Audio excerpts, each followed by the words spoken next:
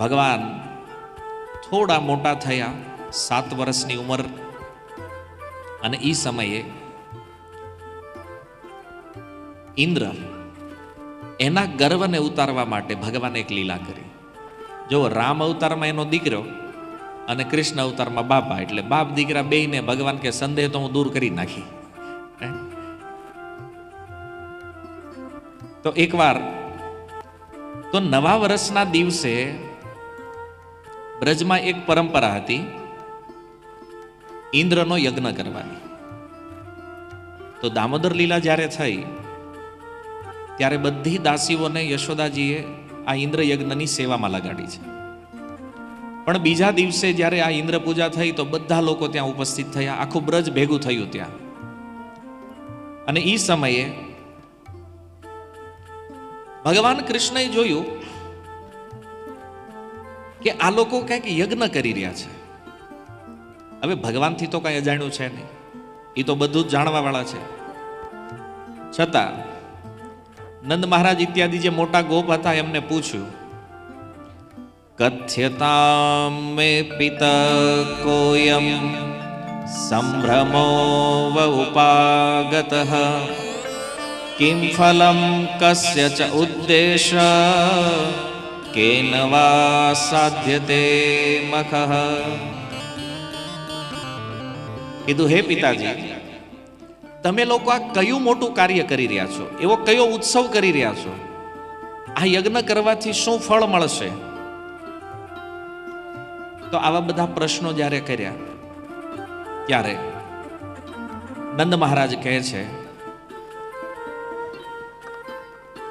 પર્જન્યો ભગવાન ઇન્દ્રો મેઘાસ્તસ્ય આત્મમૂર્તયઃ તે અભિવર્ષન્તિ ભૂતાનામ પ્રીણનમ જીવનમ પયઃ.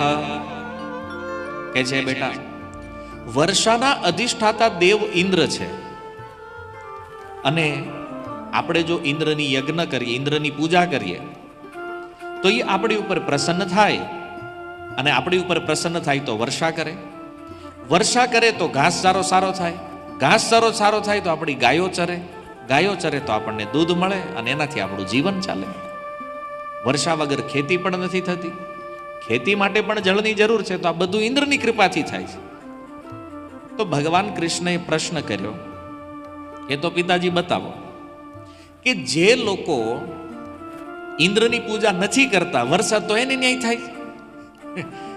જો ભગવાન એટલો તર્ક પ્રસ્તુત કરી રહ્યા છે નંદ મહારાજ સામે, કે વરસાદ તો જ્યાં પૂજા નથી કરતા એને ન્યાય થાય છે, તમે કરો છો તો તમારે ન્યાય થાય છે, તો ભાઈ આપણે આની પૂજા શું કામ કરવી? કારણ કે એ તો એનો ડિપાર્ટમેન્ટ છે, વર્ષા દેવી, અને એને વર્ષા કરવી જ પડે. પણ જે પિતાજી,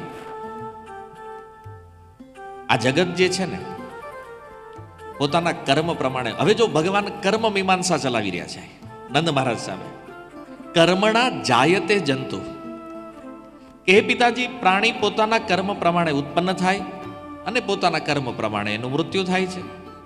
કર્મ અનુસાર જ સુખ દુઃખ ભય કલ્યાણ આ બધું પ્રાપ્ત થાય છે. અને જો ઈશ્વર છે તો કર્મ ફળ આપવા વાળા એ ઈશ્વર પણ જેણે કર્મ કર્યું છે એને ફળ આપવા સમર્થ છે.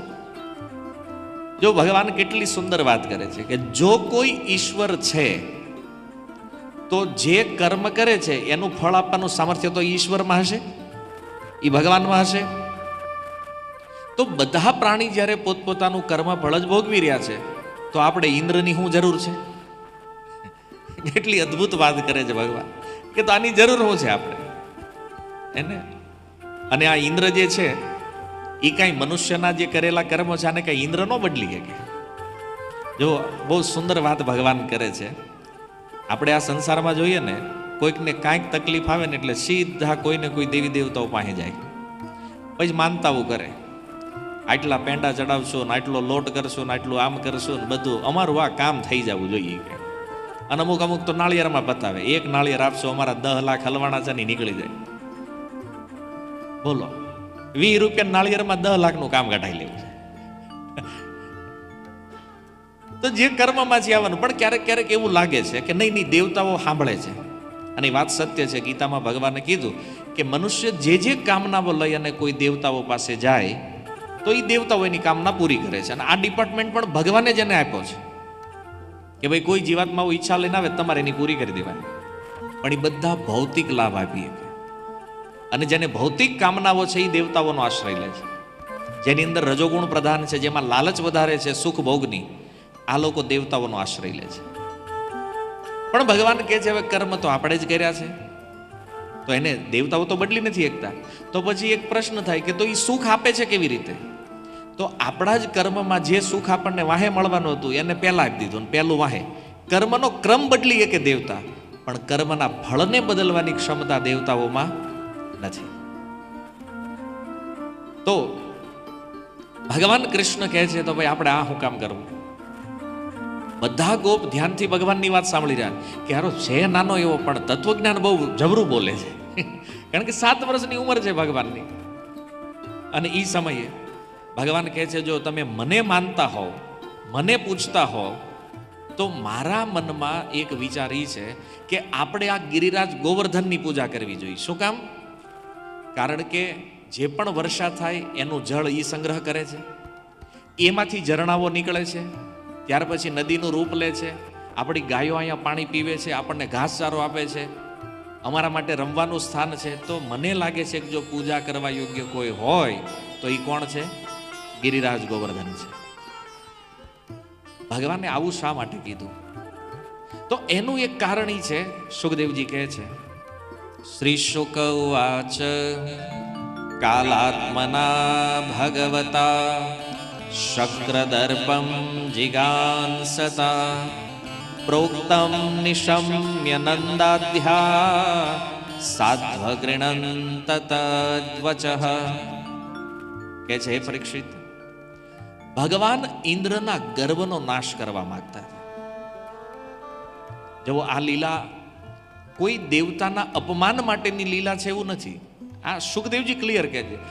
ઇન્દ્રને જે ઇન્દ્રાસન મળ્યું છે તો ઇન્દ્રના મનમાં ગર્વ બહુ થઈ ગયો. અને એક વાત સમજો કે ભગવાન ક્યારેય પોતાના ભક્તના અહંકારને સહન કરતા નથી. થોડું એવું અભિમાન જો આવે ને તો ભગવાન તરત જ એનો નાશ કરી દે છે. અને એટલા માટે અહીંયા પણ ભગવાને આ લીલા કરી છે ઇન્દ્રના ગર્વને ઉતારવા માટે. ઇન્દ્ર પણ ભક્ત છે ભગવાનના, પણ ભક્તને પણ જ્યારે અહંકાર થઈ જાય ને ત્યારે ભગવાન એને આવી લીલાઓ દ્વારા એના ગર્વને તોડી નાખે છે, એના ગર્વને ઉતારે છે. તો સુખદેવજી કહે છે કે ભગવાન ઇન્દ્રના ગર્વનો નાશ કરવા ઈચ્છતા હતા. અને એટલા માટે નંદ બાબા ઇત્યાદિ જે પણ ગોપ હતા ભગવાનની વાત સાંભળી અને પ્રસન્ન થયા અને કીધું કે આ કનૈયો જેમ કહે છે ને એમ કરો ઈ કે. અને પછી તો ભગવાન કૃષ્ણે કીધું જુઓ આ ઇન્દ્રની તમે આટલા વર્ષ પૂજા કરો છો, કોઈ દી આવ્યા તમારા યજ્ઞમાં? તા કે ના, મારા જે દેવતા છે ને ઈ કે સાક્ષાત પ્રગટ થઈને ગ્રહણ કરશે બધું. ઈ કે હા, મારા દેવતા તમારી જેવા નથી. ભગવાને કીધું ઈ આવશે ડાયરેક્ટ. અને પછી તો સુંદર યજ્ઞ કર્યો અને આખા બ્રજમાં બધાને કીધું જેટલી વાનગી બનાવી લઈને આવો, બધું ભોગ લગાવવા માટે. આ અન્નકૂટ ઉત્સવ અહીંથી પ્રારંભ થયો છે. કૂટ માને પર્વત, અન્ન એટલે અન્ન. તો અન્નની વાનગીઓનો જે પર્વત બની જાય એને કહે છે અન્નકૂટ. તો જેટલો પણ ભોગ ઇન્દ્ર માટે લાવ્યા હતા ને બધો ભોગ કોને લગાડ્યો? ગિરિરાજજીને. એના માટે ચાલુ. અને એક રૂપે ભગવાન ત્યાં ઊભા છે અને એક રૂપથી ગિરિરાજજીમાં પ્રગટ થયા ભગવાન. જો ગિરિરાજજીના 2 સ્વરૂપ સુખદેવજી કહે છે. એ ભક્ત પણ છે અને ભગવાન પણ છે. એનું એક નામ છે હરિદાસ વર્ય. ભક્ત અને ભગવાન બેય છે ગિરિરાજ, કારણ કે સ્વયં કૃષ્ણ જ પ્રગટ થયા છે એમાં. અને ગિરિરાજજી ભગવાનના ભક્ત પણ છે. તો પછી પ્રગટ થયા દેવતા ભગવાન અંદર. તો બધી ગોપીઓ, ખાસ કરીને શ્રીમતી રાધારાણી, એણે એમની સખી જે છે લલિતાજી એને કીધું, લલિતા જોતો આ આપણા કનૈયાનો આ જે ભગવાન છે આના દેવતા જે છે મને એવું લાગે છે કે આ કનૈયો જ છે. તો લલિતાજી કે હારું થોડું થોડું મને એવું લાગે છે. ભગવાનને થયું કે આવડા અહીંયા પોલ ખોલી નાખશે આપણી. એ કે ઈ ભગવાન છે, જલ્દી આપો એને પ્રસાદ આપો. અને ભગવાનની બે ભુજાઓ પ્રગટ થઈ પર્વતમાંથી, અને જેટલો ભોગ હતો બધો ખાઈ ગયા. બ્રજવાસીઓ કહેવા માંડ્યા, અરે કનૈયા, આ તારો દેવતા કેવો ભૂખડ છે. હે, અમારા દેવતા તો કંઈક આપીને તો એ પાછું અમને રિટર્ન આપતા હતા, અને આ તારો તો આ ભૂખ્યો દેવતા એ કે આ બધું ખાઈ ગયો. અને તોય પાછા ભગવાન ગિરિરાજજીના રૂપમાં કહે છે, આની ઓર હજી લાવો, હજી લાવો. આખા બ્રજમાં જેટલું હતું બધું ગિરિરાજજી ખાઈ ગયા. અને બધાએ કીધું, કનૈયા, આ દેવતા હારા નહીં. હે, આ તો બધું ખાઈ જાય છે, આપણી હાટું તો કાંઈ રાખ્યું નહીં. ભગવાન કે એ બધી વ્યવસ્થા પછી કરશો, હવે એક કામ કરો, જો બધા પ્રણામ કરો ગિરિરાજજીને. ભગવાને પ્રણામ કરાવ્યા. બોલો ગિરિરાજ ભગવાન કી. અને આ રીતે સાક્ષાત ગિરિરાજના રૂપમાં ભગવાને પ્રગટ થઈને આખા બ્રજનો જે ભોગ હતો એ આરોગ્યો. લોકો પરિક્રમા, અને પરિક્રમા ભગવાને કરાવી. પછી ગાડા મગાવ્યા, બધી સ્ત્રીઓને કીધું તમે ગાડામાં બેસી જાઓ. બધા ગોપ સખાઓ ચાલતા ચાલતા આખા ગિરિરાજજીની પરિક્રમા કરાવી ભગવાને. અને ભગવાને કીધું હવેથી આજ કરવાનું છે આપણે હર વર્ષે. ત્યારથી આ ગોવર્ધન પૂજા શરૂ થઈ, આજ સુધી ચાલે છે, હજી 5000 વર્ષોથી. અને પછી જે ઇન્દ્રના સેવકો હતા એને ઇન્દ્રને જઈને કીધું, પ્રભુ હવે તમારું ગયું. ઈ કે કેમ? ઈ કે જોવો, ઓલા બ્રજવાસીઓ તમારી પૂજા છોડી અને ગિરિરાજજીની પૂજા કરી રહ્યા છે. ત્યારે ઇન્દ્રને થયું કે એટલી હિંમત આ બ્રજવાસીઓની, મારી પૂજા બંધ કરીને ગિરિરાજજીની પૂજા કરે છે. હાલો હવે એને દેખાડી દઈએ. તમે વિચાર કરો, આની પેઢીઓ વહી ગઈ ઇન્દ્રની પૂજા કરતા કરતા. હવે એક વાર ન કરી તો એમાં શું થઈ ગયું? અને ભગવાનના કહેવાથી નથી કરી ને, પણ જુઓ દેવતાઓનો આ સ્વભાવ છે. યાદ રાખજો, તમે દેવતાઓની 100 માનતા લીધી હોય, 99 પૂરી કરી હોય ને એક જો રહી ગઈ ને એટલે ઊંધા નાખે. એ ભૂલવી ન જઈ, પછી જોવડાવા દેવી તો ખબર પડે કે ભાઈ આ નડે કેમ, બધું આ સીધું કેમ નહીં ચાલતું. એ ક્યાં રહી ગયું તમારું એક, આ પૂરું કરો. આ દેવતાઓનો સ્વભાવ. આટલા વર્ષોથી, આટલી પેઢીઓથી ઇન્દ્રની પૂજા કરતા હતા, એ ન જોયું. આ વખતે ન કરી તો ઇન્દ્રને ક્રોધ આવ્યો. જો તમે 100 કામ કરો ને એમાં એક ભૂલ થાય ને તો દેવતા એ ભૂલ માફ ન કરે. અને ભગવાનની ભક્તિમાં ફાયદો શું છે ખબર? ગમે એટલી ભૂલ કરો ને તો ભગવાન એમ માને આ મારો છે, જવા દો, કાંઈ વાંધો નહીં. જો ભગવાન કોઈ દિવસ આ રીતે દંડિત નથી કરતા, પણ ઇન્દ્રને એટલો ક્રોધ થયો. સુખદેવજી કહે છે, ગોપેભ્ય કૃષ્ણ નાથેભ્ય નંદદિવેક્ષુ કોપસો.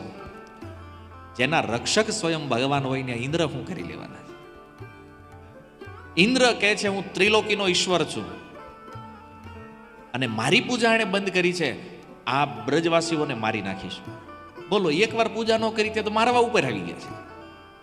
તો હવે તમે આની ઉપર થોડું તત્વથી વિચાર કરો કે બ્રજમાં જે લોકો ઇન્દ્રની પૂજા નહોતા કરતા, અથવા બ્રજની બહાર જે નહોતા કરતા, એને જ કઈ વાંધો જ નહોતો. આ વાંધો કોને આવ્યો? જે પૂજા કરતા હતા એને. કારણ કે જે ઇન્દ્ર પૂજા કરતા જ નહોતી તો સેફ હતા, શાંતિથી બેઠા હતા. ઇન્દ્રએ સાંવર્તક મેઘને આદેશ આપ્યો. સાંવર્તક મેઘ, પ્રલય સમયે જે મેઘ વરસે, એને કીધું જાવ અને આખા બ્રજને બહાવી દો. અને પછી તો ભાઈ મેઘ આવ્યા આકાશમાં. બ્રજવાસીઓ કીધું, કનૈયા જો, આ તારા કહેવાથી ગિરિરાજજીની પૂજા કરી અને હવે આ ઇન્દ્ર ક્રોધિત થયા હોય એવું લાગે છે. ભગવાને કીધું એને જે કરવું એ કરવા દો, તમારી રક્ષા કરવા માટે હું છું. અને ભગવાને ગિરિરાજજીને જડ મૂળથી ઉખાડ્યા. આજે પણ તમે બ્રજમાં જાઓ ને, 21 કિલોમીટર છે લાંબા ગિરિરાજજી. એ જમાનામાં તો કેટલા મોટા હશે, કારણ કે રોજ તલભાર ગિરિરાજજી જમીનમાં બેહતા જાય છે. અને કળિયુગ જ્યારે પૂરો થાય ને ત્યારે ગિરિરાજજી સાવ જમીનમાં વયા જાય. રોજ તલભાર ડાઉન થતા જાય છે એક ઋષિના શાપથી. તો ભગવાને ગિરિરાજજીને ઉઠાવ્યા. અમુક આચાર્યો કહે છે ભગવાનને ઉઠાવવાની જરૂર ન પડી. જેવા ભગવાન ગિરિરાજજી પાસે ગયા, ગિરિરાજજી સ્વતઃ ઉપર ઉઠી ગયા અને મૂળથી ઉખાડ્યા. નીચે થઈ ગયો ખાડો, વચ્ચે એક ટેકરી હતી, ટેકરી ઉપર ભગવાન ઉભા રહ્યા અને ડાબા હાથના છેલ્લી ટચલી આંગળીના નખ ઉપર ગિરિરાજજીને ધારણ કરી લીધા. બોલો ગિરિરાજ ધરણ ભગવાન કી. અને ભગવાને કીધું બધા બ્રજવાસી વયા અહીંયા હેઠે.